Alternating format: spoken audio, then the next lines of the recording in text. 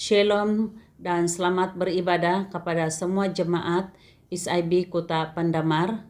Terima kasih untuk peluang yang diberikan untuk menyampaikan firman Tuhan pada hari ini. Mari kita melihat firman Tuhan dalam Yosua bab yang pertama ayat yang ke-9. Saya akan baca dalam terjemahan Alkitab Bahasa Melayu dalam Yosua bab yang pertama ayat yang ke-9. Ingatlah perintahku kepadamu supaya engkau yakin dan berani, jangan takut ataupun tawar hati, karena aku Tuhan Allahmu menyertai engkau kemana sahaja engkau pergi.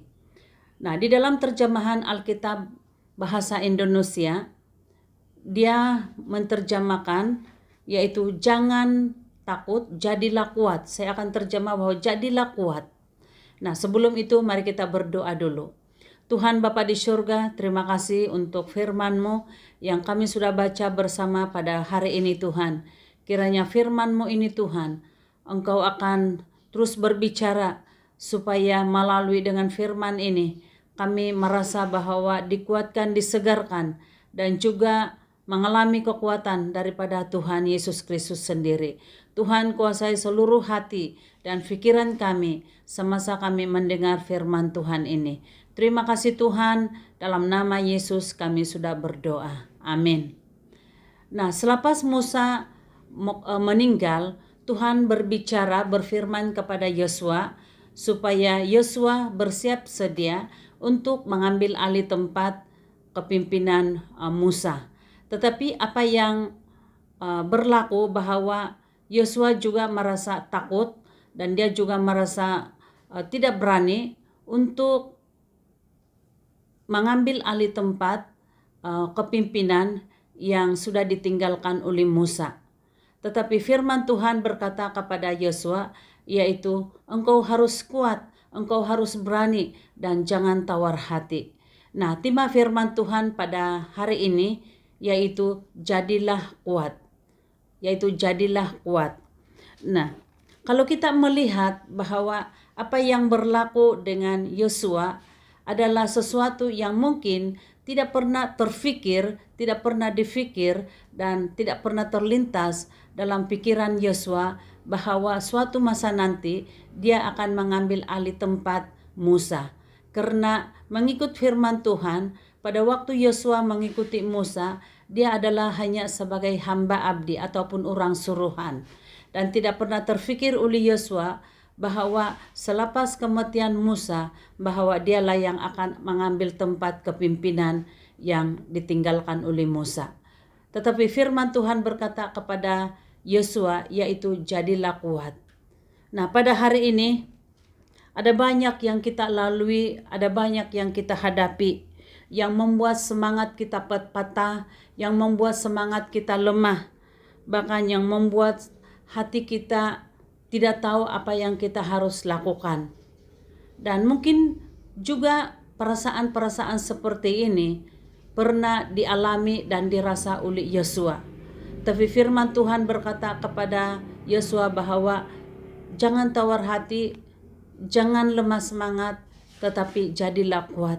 Dan pada hari ini sesuai dengan firman Tuhan, kita akan belajar ada 2 poin bahwa bagaimana kita untuk menjadi kuat. Ada banyak poin, ada banyak firman Tuhan yang mendorong kita, yang mengatakan bagaimana kita untuk menjadi kuat, bagaimana untuk kita hidup supaya tidak tawar hati dan sebagainya. Tapi pada hari ini saya membawa kita belajar ada 2 poin sahaja.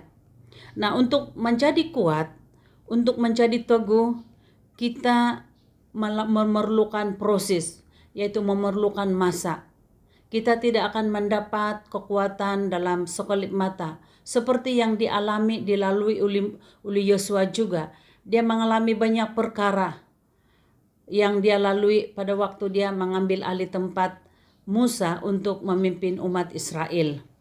Pada hari ini, bagaimana kita boleh tetap kuat?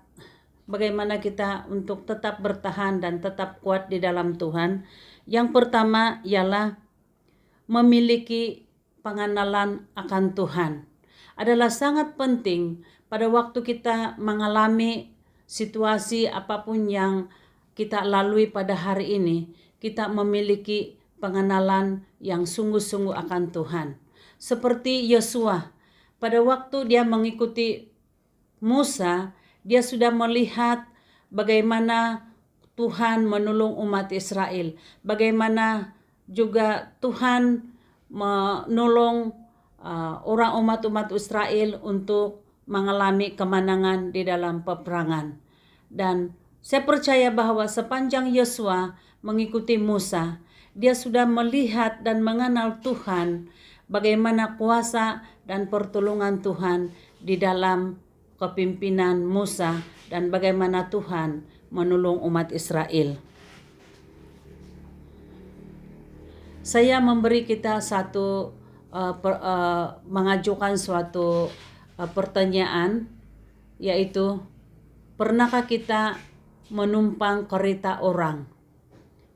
Ataupun pernahkah kita menumpang kereta, menjadi penumpang? Nah, kalau kita menjadi penumpang atau menumpang kereta orang, hal yang pertama yang kita mungkin pastikan ialah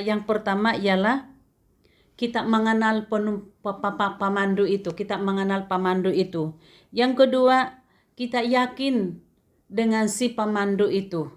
Yang ketiga, kita tahu bahwa pemandu itu ada lisen dan ada pengalaman. Dengan kata lain bahwa kita mengenal siapa pemandu itu. Nah, berbalik kepada firman Tuhan yang kita belajar pada hari ini, yaitu kalau kita tetap kuat di dalam Tuhan, kita mesti memiliki pengenalan yang sungguh-sungguh akan Tuhan. Pertanyaan saya pada hari ini, sejauh mana kita sudah mengenal Tuhan yang kita sembah? Kita sudah berapa lama menjadi orang Kristen? Dan sejauh mana kita mengenal Tuhan yang kita sembah selama ini? Kalau kita mau mengenal pribadi Allah, ya bukan hanya kita berdoa waktu makan, dan juga berdoa waktu kita mimpi buruk, baru kita berdoa dan sebagainya. Tetapi Paulus menasihat kepada jemaat di Efesus, di dalam Efesus bab yang pertama ayat 17 hingga 18, di mana Paulus menasihati jemaat di Efesus supaya mereka mengalami pengenalan yang sungguh-sungguh akan Tuhan. Pengenalan kita yang sungguh-sungguh akan Tuhan itu akan membuat dalaman kita menjadi kuat. Contoh dia, Ayub sendiri. Kalau kita melihat di dalam Ayub pasal yang kedua ayat 7 hingga 10, di mana pada waktu ini Ayub dicobai, di mana seluruh badan dia kena kudis. Dan kudis yang dialami oleh Ayub bukan kudis yang biasa-biasa, tapi kudis yang sungguh-sungguh teruk, yang dimana seluruh badan dia dipenuhi dengan kudis. Dan kita melihat dalam ayat yang ke-9, Ayub pasal 2 ayat 9, di mana istri Ayub sendiri berkata kepada suami dia, "Masihkah engkau tetap setia kepada Allahmu Ayub? Kutuklah Allah dan matilah." Di mana pencobaan yang dialami oleh Ayub itu bukan daripada ulah orang luar, tetapi istri dia sendiri. Pada waktu Ayub mengalami penderitaan sakit penyakit, istri dia sendiri menyeru supaya Ayub mengutuk Tuhan. Dan dia katakan bahwa kau masih setiakah dengan Tuhan yang kau sembah Ayub? Karena kau sudah kena penyakit kudis dan seluruh badan kamu berkudis. Apakah engkau masih setia? Sehingga istri Ayub menyuruh supaya Ayub mengutuk Allah yang disembah oleh Ayub dan matilah, kata istri dia. Tetapi oleh karena Ayub memiliki pengenalan akan Tuhan sungguh-sungguh, Ayub mengenal Tuhan yang dia sembah itu, maka dalam ayat yang ke-10 Ayub berkata, "Engkau bercakap seperti orang bodoh." Ayub menjawab kepada istri dia, "Apabila Allah memberikan yang baik, kita menerimanya. kita patut menerima yang tidak baik. Walaupun Ayub menderita, dia tidak mengucapkan kata-kata yang menantang dan mempertikaikan kekuasaan Tuhan. Istri dia sekalipun menyuruh dia, mencabar dia. Apakah Allah yang kau sembah, Ayub, itu adalah Allah yang setia? Kutuklah dan matilah, kata dia. Dan juga kawan-kawan Ayub sendiri juga tidak mendorong pada waktu Ayub dicubai. Tetapi Ayub mengatakan bahwa kita bukan menerima yang baik, tetapi kita patut juga menerima yang tidak baik. Kenapa kata-kata ini keluar daripada mulut Ayub? Dan saya percaya dia daripada hati yang terdalam daripada Ayub. Oleh karena Ayub mengenal Tuhan yang dia sembah itu adalah Tuhan yang luar biasa. Tuhan yang berdaulat. Dan Ayub tahu bahwa walaupun dia ditimpa penyakit, bukan berarti bahwa Tuhan yang Ayub sembah itu adalah Tuhan yang tidak menolong. Tetapi Ayub mengatakan, kita bukan hanya menerima yang baik, tetapi kita harus menerima yang tidak baik juga. Berarti pengenalan Ayub kepada Tuhan itu adalah pengenalan yang sangat-sangat dalam. Dia mempercayai Tuhan sepenuhnya di dalam hidup dia. Walaupun mungkin Ayub menderita, tetapi Ayub tidak mempertikaikan kekuasaan Tuhan. Nah, pada hari ini saya mau bertanya untuk kita semua. Bagaimana kita mengenal Allah kita? Bagaimana sejauh manakah kita mengenal Tuhan yang kita sembah? Nah, kalau kita mau rindu supaya kita memiliki pengenalan Tuhan yang sungguh-sungguh dalam hidup kita, yang pertama, mari kita mulai berdoa tidak seperti doa yang biasa kita lakukan sebelum ini. Artinya kita pertingkatkan kita punya doa. Kita memuji dan menyembah Tuhan. Mungkin selama ini saya tidak tahu apakah kita masih biasa dengan lagu-lagu duniawi, lagu-lagu yang dangdut, rock dan sebagainya. Tapi pada hari ini kalau kita rindu supaya kita mengenal Tuhan kita, mari kita alihkan pikiran kita untuk memuji menyembah Tuhan. Sekarang ini tidak terlalu susah untuk kita mendengar lagu-lagu pujian, penyembahan. Bukan seperti dulu kita beli kaset, kita beli video, baru kita boleh mendengar lagu-lagu rohani. Tapi sekarang di ujung jari kita sahaja kita boleh menekan video-video YouTube yang lagu-lagu rohani dan kita boleh dengar bila-bila masa dan di mana sahaja. Yang ketiga, kita membaca Alkitab secara teratur. Daripada Alkitab, daripada pembacaan kita, maka kita akan mengenal sifat-sifat Tuhan daripada Alkitab. Kita akan mengenal kepribadian Tuhan, kekuasaan Tuhan melalui dengan pembacaan kita. Oleh itu pada hari ini, kalau kita mau jadi tetap kuat di dalam Tuhan, mari kita memiliki hubungan yang intim, hubungan yang rapat, memiliki pengenalan akan Tuhan melalui dengan berdoa. Kadang-kadang kalau kita berdoa dalam situasi yang sangat sulit, kita tidak tahu apa doa lagi yang kita mau ungkapkan, apalagi kata-kata yang kita mau luahkan di hadapan Tuhan.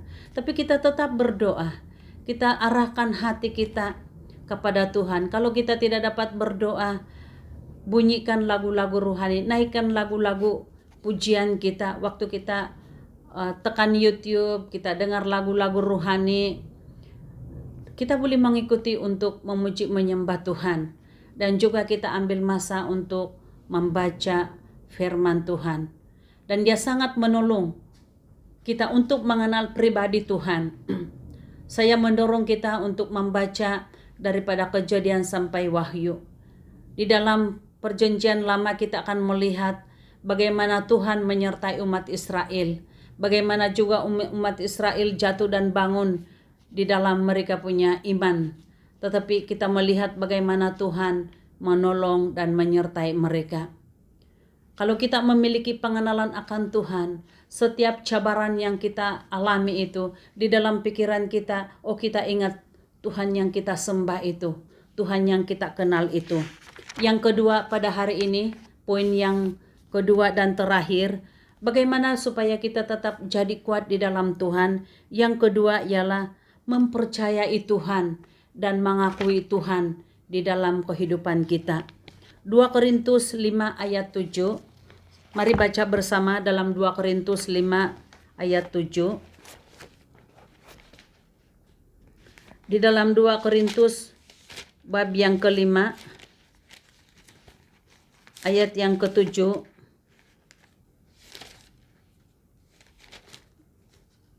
mengatakan demikian, hidup kami berdasarkan kepercayaan kepada Kristus dan bukan berdasarkan apa yang dilihat.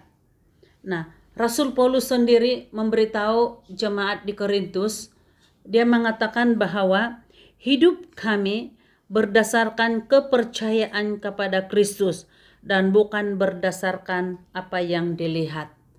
Dengan kata lain bahwa Rasul Paulus mengakui dan memberitahu kepada jemaat di Korintus bahwa hidup mereka adalah berdasarkan percaya kepada Tuhan dan bukan berdasarkan apa yang dilihat oleh mata kasar manusia. Nah, saudara-saudari yang saya kasihi di dalam Tuhan, kadang-kadang apa yang kita lihat dan apa yang kita dengar itu bukan mendorong iman kita. Tetapi kalau kita mempercayai Tuhan, kita percaya dan mengakui Tuhan, walaupun kita tidak dapat melihat dengan mata kasar kita, melalui dengan pengenalan kita kepada Tuhan, maka kita percaya kepada Tuhan, maka kita akan merasa kekuatan secara dalaman.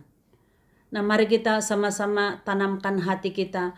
Tuhan, saya yakin dan percaya, walaupun banyak hal yang saya tidak mengerti di dalam hidup saya, walaupun banyak hal yang saya tidak mengerti yang berlaku dalam hidup saya, yang berlaku di sekitar ini, tetapi mari kita tetapkan untuk tetap percaya kepada Tuhan. Amin.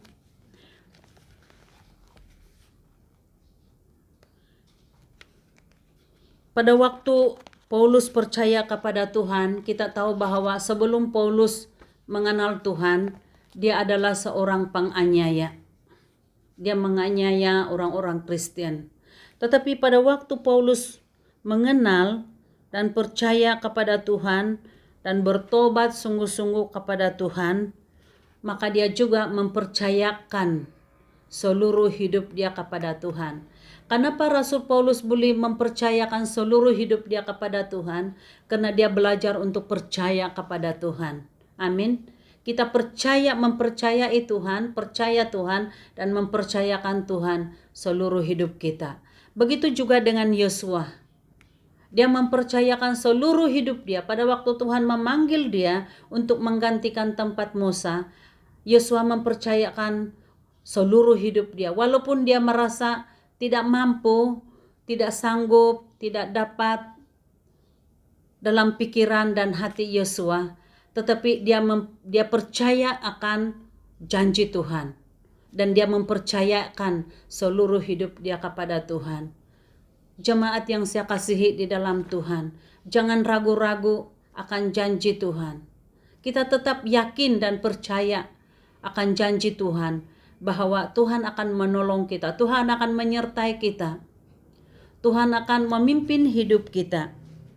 Ada waktunya kita mengalami ujian, ada waktunya kita mengalami cabaran dalam hidup kita. Tapi saya secara pribadi saya yakin di dalam Yakobus bahwa Tuhan tidak pernah mengizinkan pencobaan-pencobaan yang melebihi kekuatan kita. Walaupun ada masa kita merasa bahwa tidak mampu dan hampir menyerah, tapi kita yakin akan janji Tuhan. Jangan meragui janji Tuhan, dan kita pertaruhkan hidup kita di hadapan Tuhan, bahwa kita yakin bahwa firman Tuhan itu ya dan amin. Amin. Saya membawa kita membaca ayat firman Tuhan yang terakhir dalam Amsal bab yang ketiga atau Amsal pasal ketiga ayat 5 hingga ayat yang ke-6. Dalam Amsal bab yang ketiga pasal yang ketiga ayat 5 hingga 6. Amsal pasal 3 ayat 5 hingga 6 berkata demikian, percayalah kepada Tuhan dengan sepenuh hatimu, jangan bergantung kepada pengertianmu sendiri. Ingatlah akan Tuhan dalam segala perbuatanmu, dan Dia akan menunjukkan cara hidup yang baik kepadamu. Firman Tuhan ini sangat jelas, mengatakan bahwa percayalah kepada Tuhan dengan sepenuh hatimu, jangan bergantung pada pengertianmu sendiri. Ingatlah akan Tuhan dalam segala perbuatan kamu, dan Dia akan menunjukkan cara hidup yang baik kepadamu. Pada waktu kita percaya Tuhan, sungguh-sungguh percaya akan janji Tuhan, dan mempercayakan seluruh hidup kita kepada Tuhan, dan jangan bergantung kepada pengertian cara pikir kita sendiri. Ingatlah kata Tuhan, bahwa Dia akan menuntun kita, memimpin kita kepada jalan dan cara Tuhan sendiri.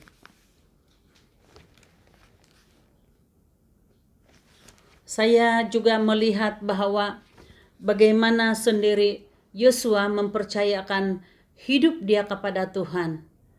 Tuhan mengatakan bahwa aku akan menyertai, dan itu adalah janji Tuhan kepada Yosua.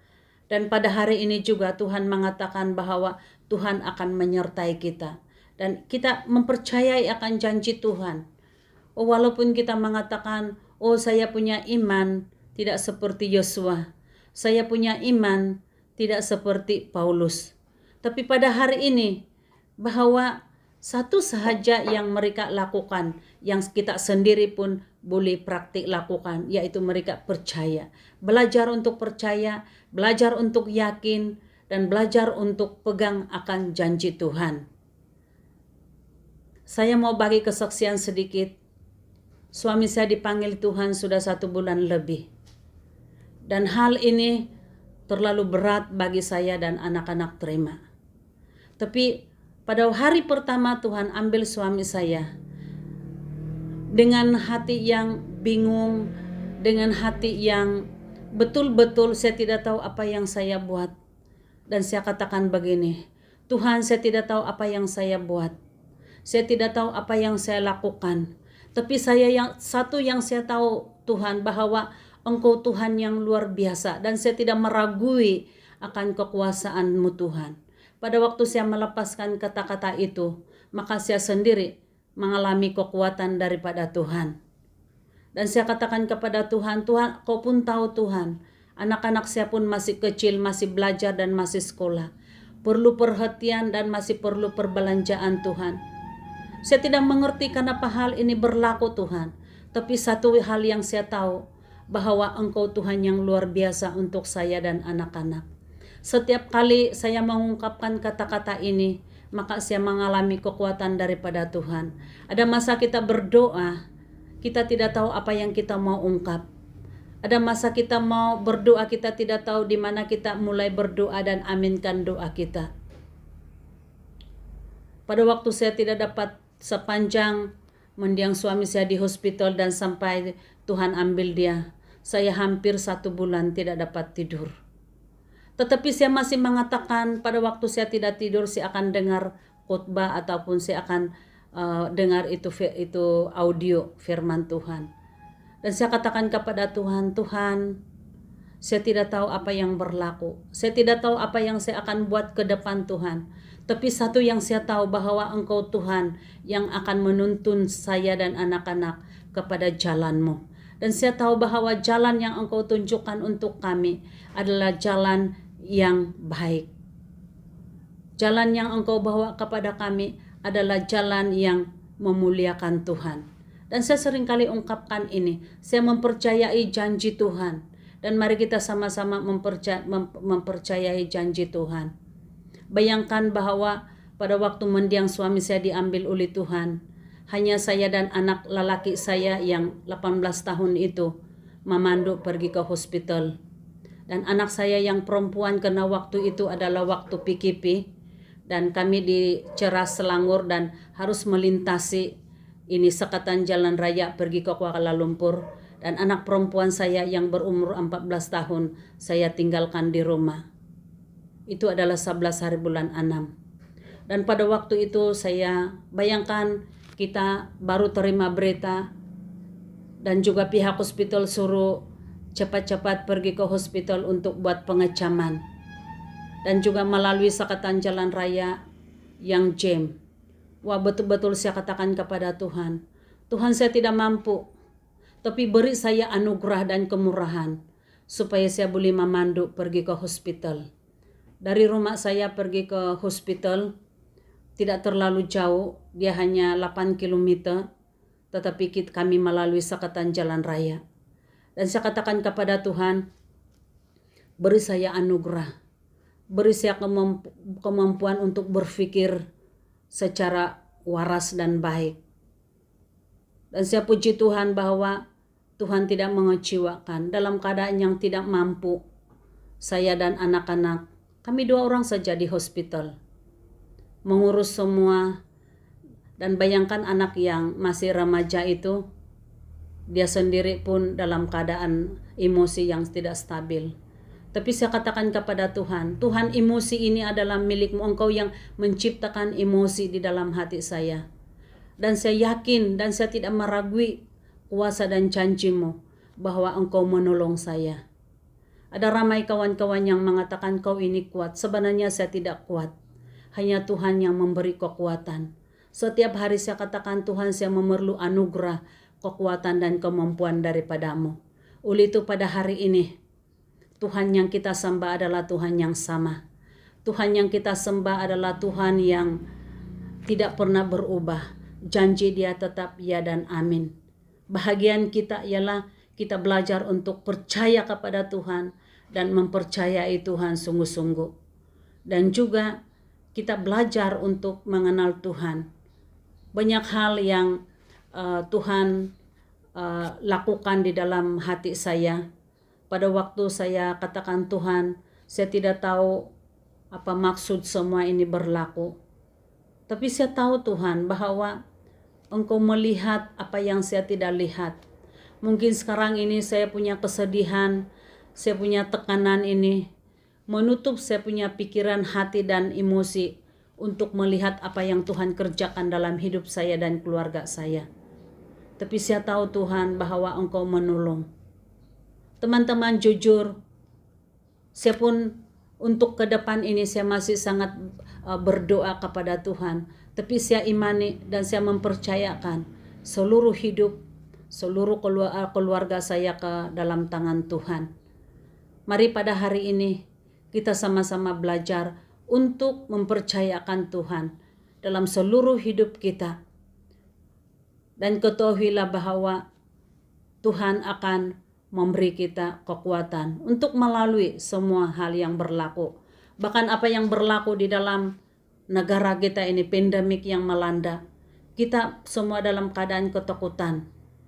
Tapi mari kita, hal di luar ini kita tidak boleh ubah. Tapi di dalam hati kita ini sangat penting. Untuk menjaga hati kita, belajar untuk menjaga.